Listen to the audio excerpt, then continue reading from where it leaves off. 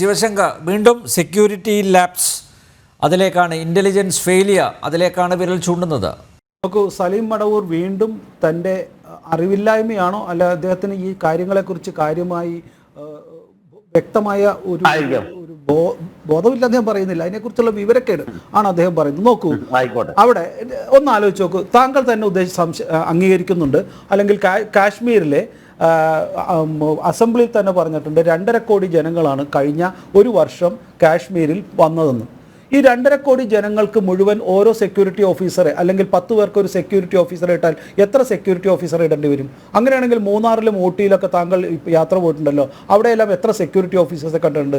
ഓരോ 25 പേർക്കും 50 പേർക്കും 10 ആർമിക്കാരെ വെച്ചിട്ട് താങ്കൾ എവിടെയെങ്കിലും കണ്ടിട്ടുണ്ടോ? അതാണോ അവിടെ? താങ്കൾ തന്നെ മറ്റൊരു ഭാഷയിൽ പറഞ്ഞു, കാശ്മീരിൽ കുറേ നാളായിട്ട് പൂർണ്ണ സ്വാതന്ത്ര്യമുണ്ട്, അവിടെ വികസനം നടക്കുന്നുണ്ട്, അവിടെ ധാരാളം ആളുകൾ വരുന്നുണ്ട്, 4 മണിക്കൂർ ഇത്തരത്തിലുള്ള വികസനം നടത്തുന്നുണ്ട്. ഒരു മിനിറ്റ് താങ്കൾ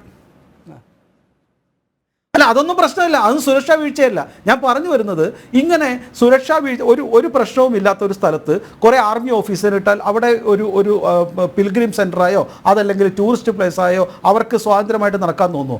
ആർമി ഓഫീസറിനെ ചുറ്റുവിട്ടുകൊണ്ട് അവർക്ക് സുരക്ഷയുണ്ടെന്നാവും, പക്ഷേ അവർക്കൊരു ഒരു അവരുടെ വിനോദസഞ്ചാരത്തെ അത് ഒരു പൂർണ്ണമായി അംഗീകരിക്കാൻ പറ്റുമോ? അവർക്കത് ആസ്വദിക്കാൻ പറ്റുമോ? അപ്പോൾ ഇതെല്ലാം രണ്ടും ഒരുമിച്ച് നടക്കില്ല. താങ്കൾക്കത് വിനോദസഞ്ചാരത്തെക്കുറിച്ചോ ആർമി ഓഫീസേഴ്സിനെ കുറിച്ചോ ഇത്തരത്തിലുള്ള പ്രവർത്തനത്തെക്കുറിച്ചോ ഒരുപക്ഷെ അറിഞ്ഞുകൊണ്ടായിരിക്കാം. രണ്ടാമത് താങ്കൾ വീണ്ടും പറയുന്നത്, അവിടെ കുറച്ചുപേരെ വെടിവെച്ചിട്ട ആളുകൾക്ക് ക്യാമറയിൽ പിടിച്ചിരുന്നു, താങ്കൾ തന്നെ പറഞ്ഞാണ്. അപ്പോൾ അവരുടെ മുഖം അറിയാം, അതുകൊണ്ട് അവരെ തന്നെ പിടിക്കണം, വല്ലവരെയും വെടിവെച്ചിട്ടിട്ട് അവരെ കാണിച്ചുകൊണ്ട് ആർമി തെറ്റിദ്ധരിപ്പിക്കരുത്. വീണ്ടും താങ്കൾക്ക് ഇന്ത്യൻ ആർമിയിലുള്ള അവിശ്വാസം, താങ്കളുടെ രക്തത്തിൽ ഇന്ത്യൻ ആർമിയെ അവിശ്വസിക്കുന്നു എന്ന് നിരന്തരം ഞങ്ങൾക്ക് പറയേണ്ടി വരും. ആർമിയെ വിശ്വാസമില്ല. നോക്കൂ, താങ്കളുടെ നേതാക്കൾ 26/11 കഴിഞ്ഞപ്പോൾ നിങ്ങൾ കുറ്റപ്പെടുത്തിയത് ഹിന്ദുക്കളെയായിരുന്നു. കോൺഗ്രസ് ഹിന്ദുക്കളെ കുറ്റപ്പെടുത്തി 26/14 it is become a Hindu terrorism, Hindu ആതങ്കവാദി എന്നല്ലേ നിങ്ങൾ പറഞ്ഞത്? അതിനുശേഷം പുൽവാമയിൽ നിങ്ങൾ ആർമിയെ കുറ്റപ്പെടുത്തിയില്ലേ? നിങ്ങൾ നിരന്തരം ഇപ്പോഴും കുറ്റപ്പെടുത്തുന്നില്ലേ? ഇപ്പോൾ ഇതാ നിങ്ങൾ നരേന്ദ്രമോദിയെ കുറ്റപ്പെടുത്തുന്നു. നിങ്ങൾക്ക് നിരന്തരം കുറ്റപ്പെടുത്തുവാനായിട്ട് ഇത്തരത്തിൽ ഹിന്ദുക്കളെ വേണം, അല്ലെങ്കിൽ നരേന്ദ്രമോദിയെ വേണം, അതല്ലെങ്കിൽ ആർമിയെ വേണം. നിങ്ങൾക്കൊരിക്കലും പാകിസ്ഥാന് നേരെയോ അല്ലെങ്കിൽ ഇത്തരത്തിലുള്ള തീവ്രവാദ പ്രവർത്തനം നടത്തുന്ന ഈ ദുഷ്ടരായ പിശാചുക്കളുടെ നേരെയോ അവരുടെ പേരോ പറയാൻ നിങ്ങൾക്ക് ധൈര്യമില്ല.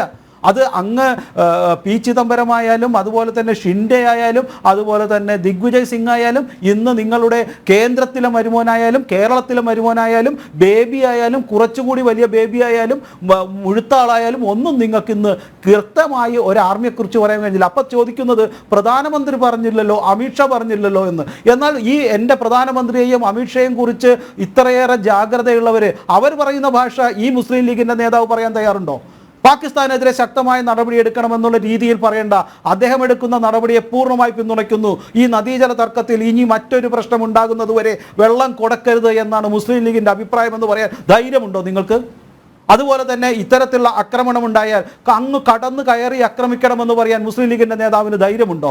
അതല്ലെങ്കിൽ അതിൻ്റെ കുറ്റവാളിയാണ് അവിടുത്തെ ഈ ഓരോ തീവ്രവാദിയുടെ നേതാവായ പാകിസ്ഥാനിലെ ഓരോ പേരുകളും പലരും മരിച്ചുപോയി, മറ്റു പല കാരണങ്ങൾ കൊണ്ട് അജ്ഞാതരുടെ വെടിയേറ്റും മരിക്കുന്നു, ഇനിയും അത് സംഭവിച്ചേക്കാം. പക്ഷേ ഇത്തരത്തിൽ തീവ്രവാദ ആക്രമണത്തിന് പിന്തുണ നൽകുന്ന നേതാക്കളുടെ പേര് പറഞ്ഞുകൊണ്ട് അവരെ അവിടെ കയറി വെടിവെച്ച് കൊല്ലുകയാണെന്ന് പറയാൻ വേണ്ട ധൈര്യം ഇന്നത്തെ മുസ്ലിം ലീഗ് നേതാവിനോ ഇവിടെ ഇരിക്കുന്നവരുടെ പ്രതിനിധിക്കുണ്ടോ? അപ്പോൾ നിങ്ങൾ സൂചിപ്പിക്കുന്നത്, നിങ്ങൾക്ക് നിരന്തരമായി പ്രധാനമന്ത്രിയെയോ അമിത്ഷയോ കുറ്റം പറഞ്ഞുകൊണ്ട് രക്ഷപ്പെടാം. മടവൂരിനെ ആർമി തെറ്റ് ചെയ്യുന്നു എന്ന് ഭയന്നുകൊണ്ട് കുറ്റം അങ്ങോട്ടാക്കാം. പക്ഷെ നിരന്തരമായി നിങ്ങൾ കുറ്റം പറഞ്ഞത്, നിങ്ങൾ നേതാക്കൾ കുറ്റം പറഞ്ഞിരുന്നത് 26/11 നിങ്ങൾ ഹിന്ദുക്കളെ കുറ്റം പറഞ്ഞു.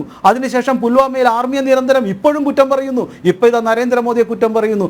ജനങ്ങൾക്ക് മനസ്സിലാവും നിങ്ങൾ എന്താണ് ഉദ്ദേശിക്കുന്നതെന്നും നിങ്ങളുടെ കൂറെവിടെയാണെന്നും നിങ്ങളുടെ ആത്മാർത്ഥമായ ആഗ്രഹം എന്താണെന്നും ഇത് കേൾക്കുന്ന ജനങ്ങൾക്ക് മനസ്സിലാവും. ഒരു സംശയവുമില്ല. അതുകൊണ്ട് ആർമിയെ കുറ്റം പറയുന്ന, നരേന്ദ്രമോദിയെ കുറ്റം പറയുന്ന, കാർഗിൽ വാർ മുതൽ നിങ്ങളുടെ സ്വഭാവം എന്താണെന്ന് ജനങ്ങൾക്ക് മനസ്സിലായി. നിങ്ങളുടെ ആഗ്രഹം ഇവിടെ കലാപങ്ങൾ ഉണ്ടാവുക, ഇവിടെ പ്രതിഷേധങ്ങൾ ഉണ്ടാകുക, ഒരു നല്ല വിനോദസഞ്ചാര കേന്ദ്രങ്ങളിൽ വികസനം ഉണ്ടാകുമ്പോൾ അവിടെയെല്ലാം ഇത്തരത്തിലുള്ള അക്രമികളെ പറഞ്ഞു വിട്ടുകൊണ്ട് ഇന്ത്യയെ തകർക്കുക എന്നുള്ളതാണ് നിങ്ങളുടെ ലക്ഷ്യമെന്ന് സാധാരണ ജനങ്ങൾക്ക് മനസ്സിലാവും. അക്കാര്യത്തിൽ ഒരു തർക്കവുമില്ല. ഓക്കെ.